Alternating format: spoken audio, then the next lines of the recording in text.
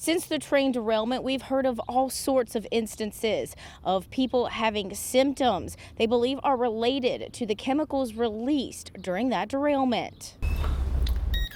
After nearly 5 years of searching, fundraising, and waiting, Full Spectrum Community Outreach Center finally has the sets of keys they need. Not guilty on all 3 counts of sexual battery, but guilty of evidence tampering. That's the verdict that the jury returns this afternoon in the Steve Kent case. Abby, starting at 11 o'clock tonight, police will be actively enforcing that curfew for children and teens. Wellsville will soon have its first ever Pride Festival, but organizers tell me that this event has caused some community backlash. Thanks, Dan. Yeah, that's right. So as we've been going around, we have noticed a small trickle of people coming in. He won an award for that work. Now he is in jeopardy of losing his law license. You can get a temporary tattoo like the one I'm getting right now. Here at Southington Mustang Academy, they've had close to 400 Mustangs just like Atlas come through. Residents from East Palestine and surrounding communities asked questions of an independent panel. That panel was made up of doctors, attorneys, hazardous material specialists, and academics. Over and over again during the River Valley organizing meeting, panelists and activists stressed the need for residents to use their voice and demand help. I got the railroad to come to my house to send a toxicologist there who deemed my house unsafe to be in. Jamie Koza says her basement is 5 steps away from a contaminated creek. If they were wrong about my house, they could be wrong about your house. Questions to panelists ranged from hunting wildlife, well water, planting a spring vegetable garden, farm animals, proper cleaning procedures, and the list goes on. Am I allowed to let my kids play in the yard and my dog roll around in the grass? Scientists answered what they could, but admitted until more tests are conducted and results for dioxins and other pollutants come back, there is no easy answer. There has to be testing done.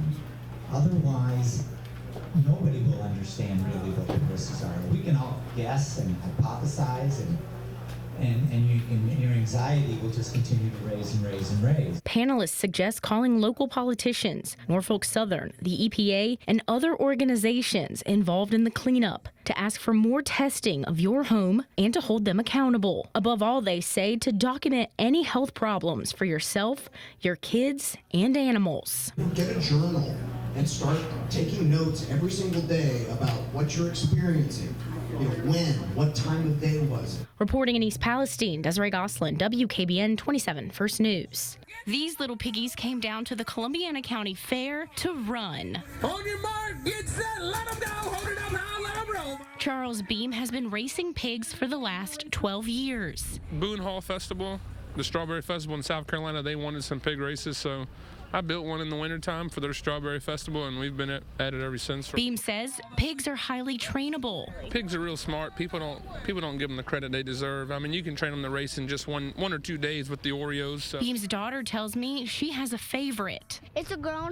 Her name's Bacon. Marley, the green big pushing RDO's going up to the inside. For the race, Beam chooses children at random from the crowd, and they pick a color or pigment that corresponds with a pig. The winners get to feed the animals at the petting zoo for free, saving their parents from breaking the piggy bank. The crowd goes hog wild as the pigs round the track. For a week, it's going to be that pig pig. I think that they were so funny. They were funny? Why were they funny?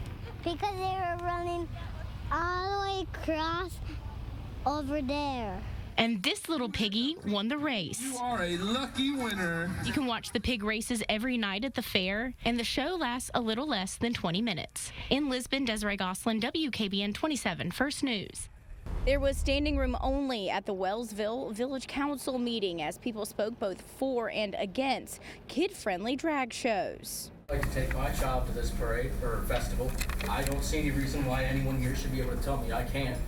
And I see no reason why these people should be able to exercise their First Amendment rights.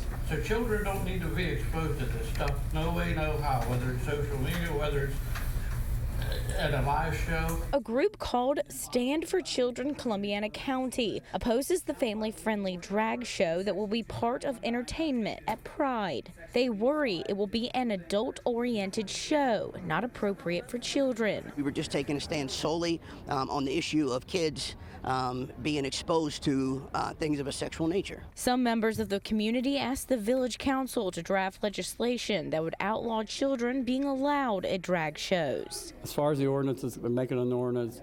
We're going on the advice of our legal attorney, and this time there will be no ordinance. Joey Shalott is one of the organizers for Columbiana County Pride and one of the performers. He says he thinks much of this controversy has stemmed from misunderstanding. Honestly, just a show where we are making it completely safe and friendly for kids to see if they are there.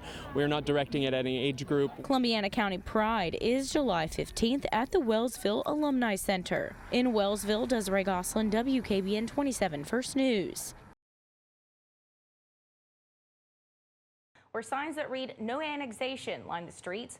Also, a deed restriction put in place 27 years ago would force homeowners to become part of Salem. Stan Boney has that story. A day after signing Ohio's new budget into law, Governor Mike DeWine talked about how the funds will benefit the state and Ohioans. The budget lasts for the next 2 fiscal years. It includes hundreds of provisions, most notably $3 billion in tax cuts and universal school vouchers. Money will also be invested in mental health and infrastructure. The governor focused on behavioral health, saying the goal is to make it visible, accessible, and effective. He compared it to building a house, and now Ohio has the built frame. An issue that might be on the Ohio ballot in November focuses on abortion rights. Today, 400 boxes of signatures arrived at the Secretary of State's office. The group who gathered them wants to enshrine the right of an abortion in Ohio. Now those signatures need validation. It's the last step before Ohioans know whether the issue will be on the ballot.